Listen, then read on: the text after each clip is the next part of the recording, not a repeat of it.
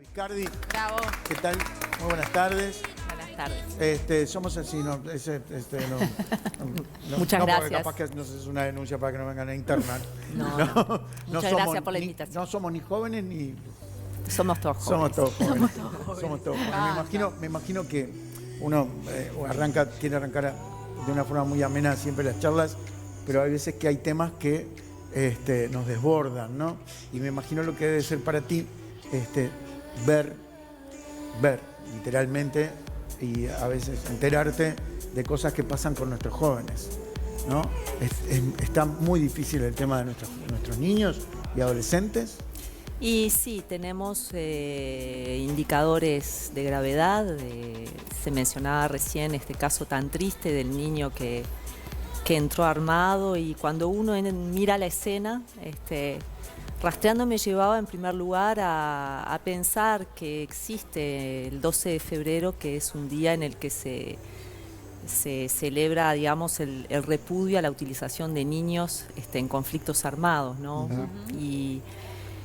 Y lo importante que es poder hablar de estas cosas para dar una interpretación necesaria que todos necesitamos, comprender cómo leer este dato, de qué tenemos que hablar cuando vemos a un niño que entra el primero armado. Precedido años. de... Recordemos que tiene 11 años. Sí, sí. Recordemos también que cuando hay conflictos y violencias, más bien la tendencia es a utilizar a los niños indefensos, que no tienen capacidad crítica, que no pueden tomar distancia del contexto, para actos violentos. Y en este sentido, esta imagen de violencia solo tiene parangón en el nivel de indefensión y en la imposibilidad de un niño de elegir su contexto, de elegir una condición. Y esto nos remite en primer lugar a muchas alarmas. Algunas cuestiones no son casuales. Leía hoy un contexto de barrio, el Cerrito de la Victoria, y es ahí donde se concentra la más alta tasa de homicidios de adolescentes en esos municipios A, D, E. Y hay aquí la necesidad de reiterar varias alertas, que muchos adolescentes varones se ven involucrados en hechos de violencia y mueren. El problema del uso de armas, es decir, un niño con un arma, y tenemos que seguir, o por lo menos la perspectiva del grupo de investigación que integro junto con otros colegas, tiene mucho que ver con señalar el problema que supone la presencia de armas registradas y no registradas, que es importante en Uruguay. Ahora, y que alimenta estas... A mí me gustaría descontextualizar y contextualizar las dos cosas a la vez. ¿Por qué? Porque una cosa es, digamos, lo que es un trámite, el legalizar o no legalizar un arma, en tener un arma registrada o no, y otra cosa es cómo, y no quiero acá ni justificar, ni decir, bueno, esto nos tenemos que acostumbrar y naturalizar estas cosas, no, para nada. Digo, pero acá debe haber una investigación también desde de dónde nace el niño, en qué contexto el niño nace, se cría, y quizás para ese niño de 11 años, que la última información que salió fue que es adicto además, se crió en ese contexto, donde para él es natural que alguien tenga un arma encima, o para él es natural que papá, mamá, tío, amigo, hermano salgan a robar. Sí. ¿Cómo se hace? Eso es gravísimo. ¿Cómo se hace para rescatar a esos niños? Bueno, justamente, en primer lugar, sí, es una realidad de muchos niños y adolescentes de muchos barrios de Montevideo y del país, el hecho de que hay un contexto socioeconómico surcado por la falta de dinero, la falta de oportunidades de empleo formal, y eso se asocia fuertemente a, evidentemente, presencia también de redes ilegales asociadas a distintas formas, ¿no? Estos son los contextos también donde encontramos explotación sexual muchas veces, y hay allí efectivamente una mayor concentración de problemáticas familiares, que mezclan todas estas características y que por eso colocan una alarma sobre la necesidad de la prevención y, lamentablemente, de no poder pensar este caso como un caso particular o como un caso individual o de mala crianza o de unos adultos que eligen mal, sino de imagínese que usted tiene un enorme problema que se viene arrastrando de generación en generación, en el cual desde muy jóvenes hay un involucramiento en el mundo delictivo por motivos materiales, económicos, que va generando un conjunto de problemáticas anudadas que requieren de intervenciones mayores, que no se van a solucionar con la internación, la privación de libertad, sino que requieren no de un soporte a ese niño, que requieren de un soporte para todo el entorno Está bien, pero hay un familiar. sistema que está fallando. Hay un sistema implantado que ya está impuesto que falla. A ver, Sí, claro. yo sé, usted recién acaba de hablar de que no hay posibilidad de trabajo, la desocupación, la gente opta por salir a robar, digo, pero después, además de eso, la obligatoriedad de que el niño concurra a un instituto para aprender, a la escuela, al liceo, eso está fallando los controles. Antes había un control, o todavía lo hay, sobre ese seguimiento para ver si el niño está yendo a la escuela. Es bien interesante que esto emerge en un contexto en el que los niños no tienen que asistir a la escuela y donde el vínculo con el seguimiento escolar es si se conectan o no.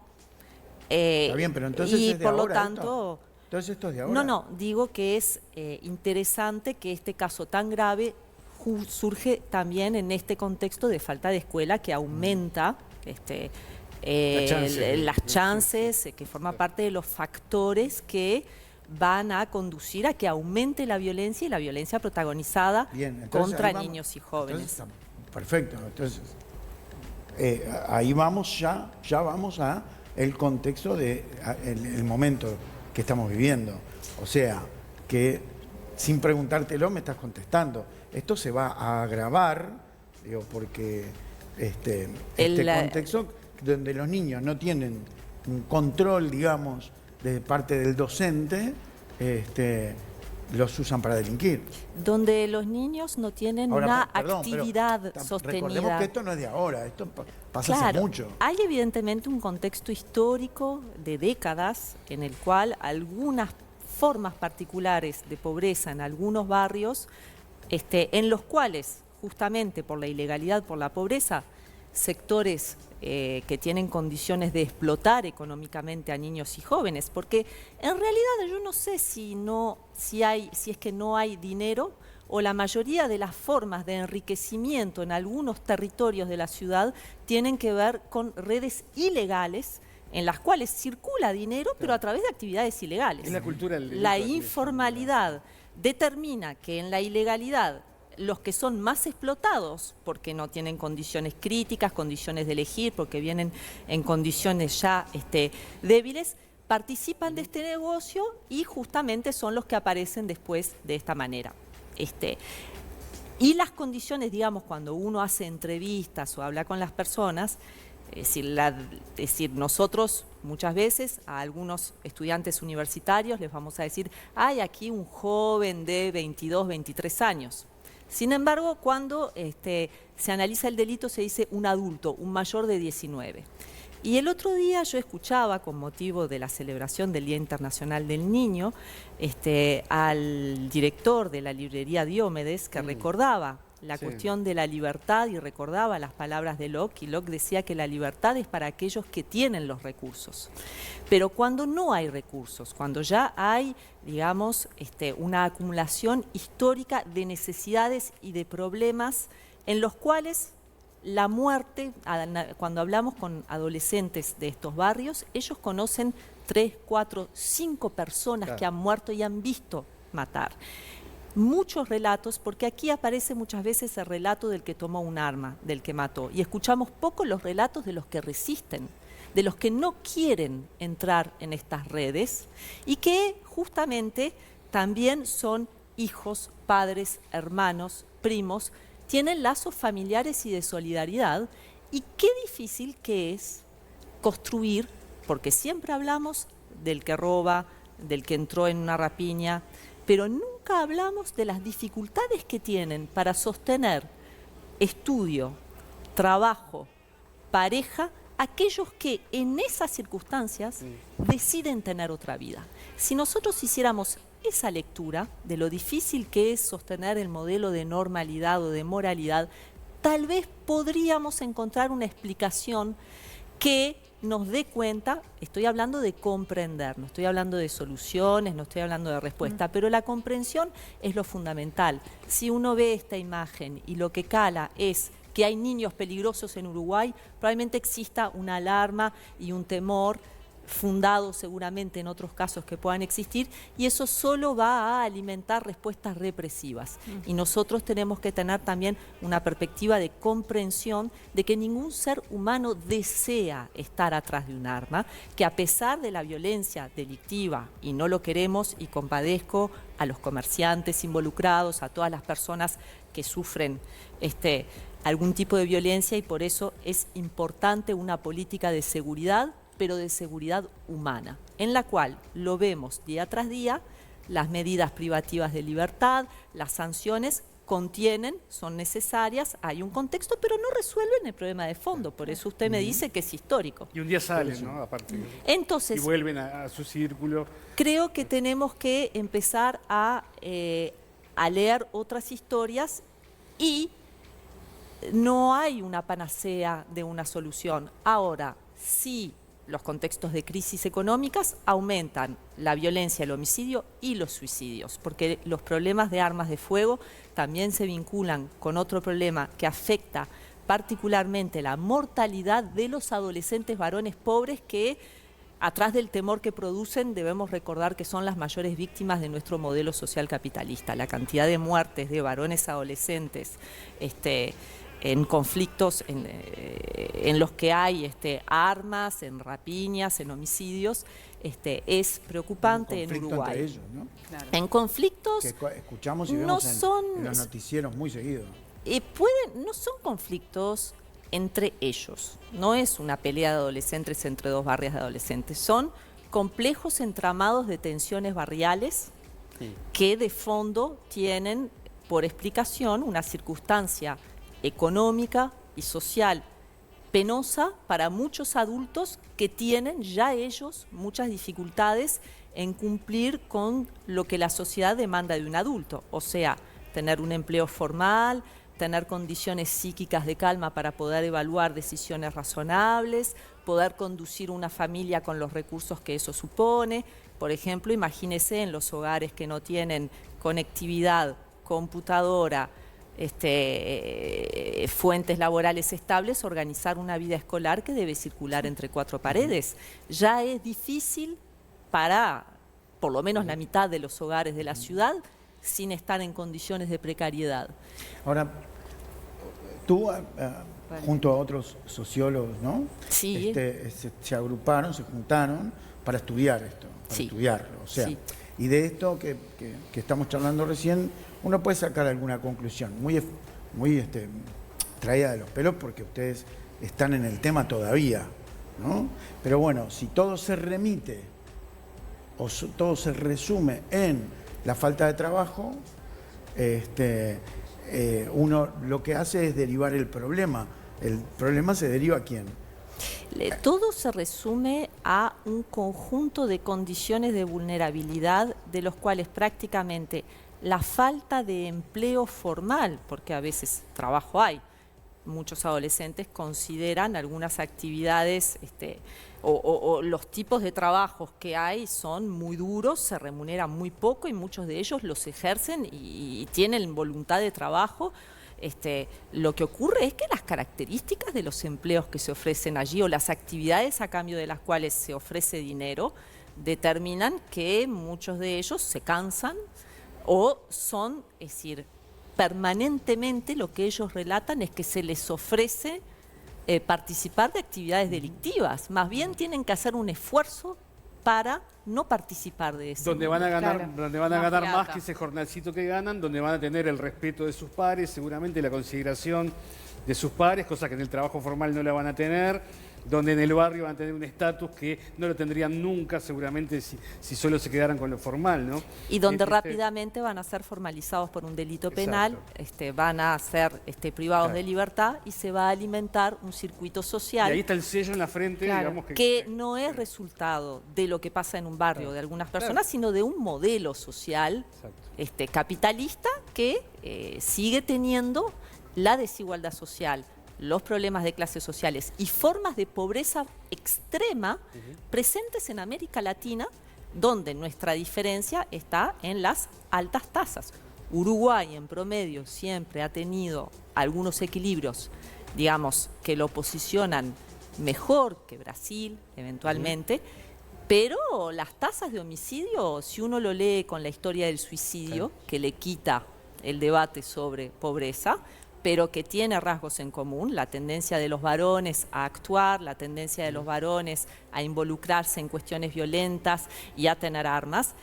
El drama de las muertes de varones adolescentes es importante. ¿Cuánto pesa la herencia acá, sociológicamente hablando, no biológica, obviamente, ¿no? Porque este nene, su mamá ya decía que no sabía qué hacer con él, que no lo podía controlar, hablando de un nene chico de 10, 11 años.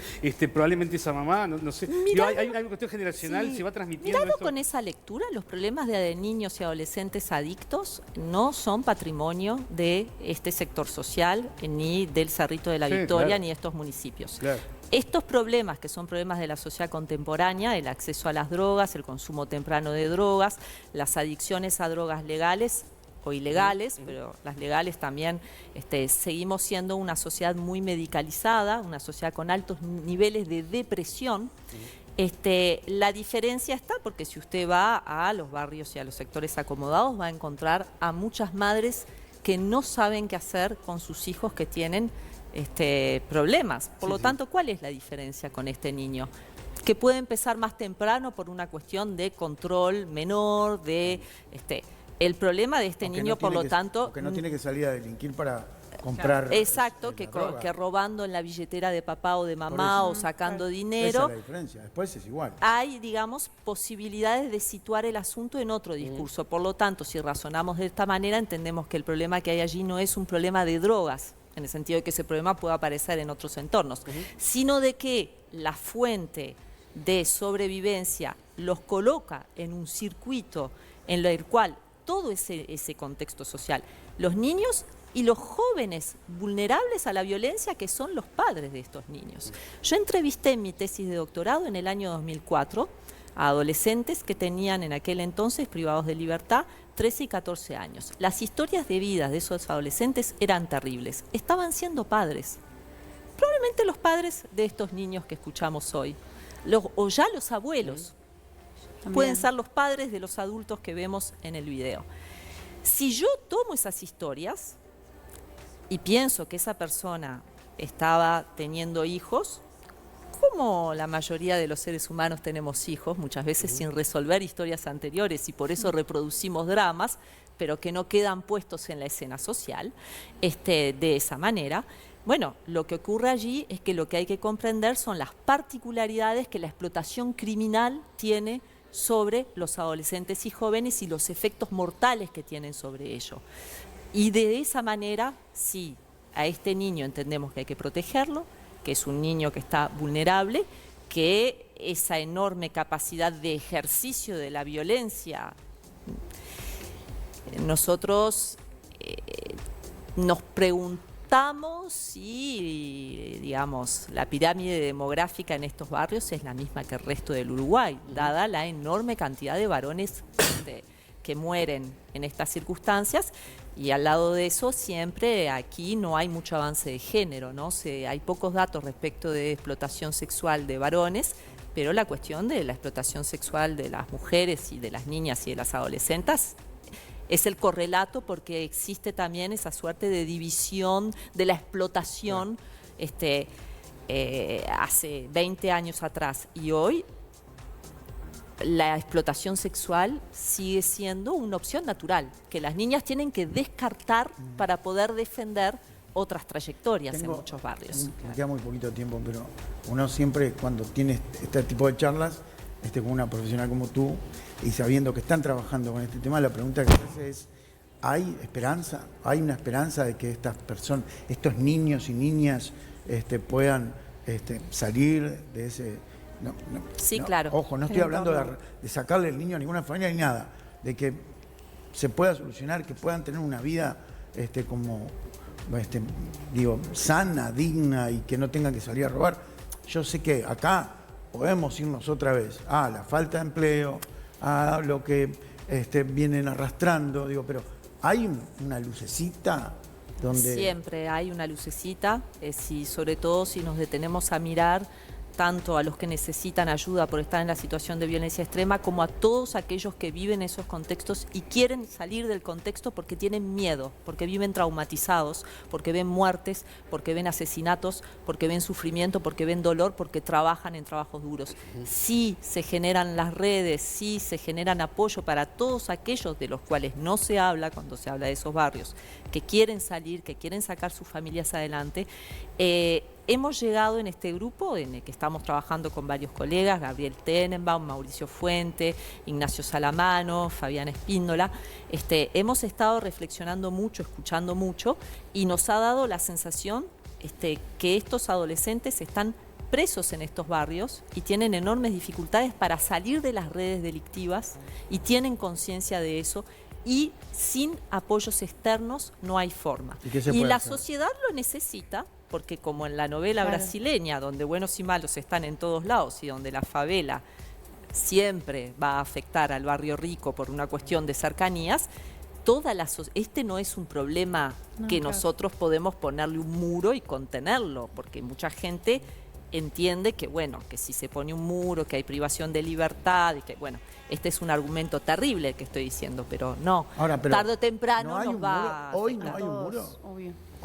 Hoy sí hay un muro. Sí, claro que hay un muro porque la ciudad está fragmentada, claro que sí, que está fragmentada. Sí, totalmente. Y eso se ve si hiciéramos un mapa de las condiciones que tienen los niños y los adolescentes de conectarse y asistir a clase, tendríamos un mapa de las desigualdades en Uruguay. Una de las cosas que le pueden pasar nos puede pasar a todos, es que vuelvan las clases. Sí, ojalá. Eso es fundamental. Ojalá. También, no puedo opinar en términos no caemos, sanitarios. Pero no vamos para ahí, no vamos por ese lado, pero sería buenísimo. Sí, claro.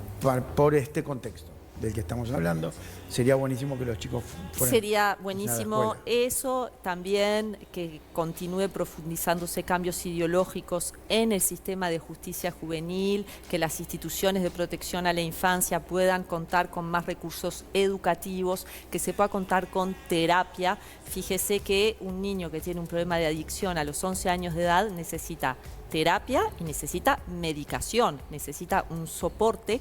Yo no conozco, pero es importante, digamos, hacer programas de rehabilitación por las cuestiones de daño físico y en el desarrollo emocional de los niños y adolescentes que pasan por estas instancias y por los efectos traumáticos, ¿no? Muy bien. Muchas gracias. No, muchas gracias a ustedes. Gracias por venir y gracias por la invitación. Tener que es investigación de sus frutos y que sea por el bien de estos chicos y chicas.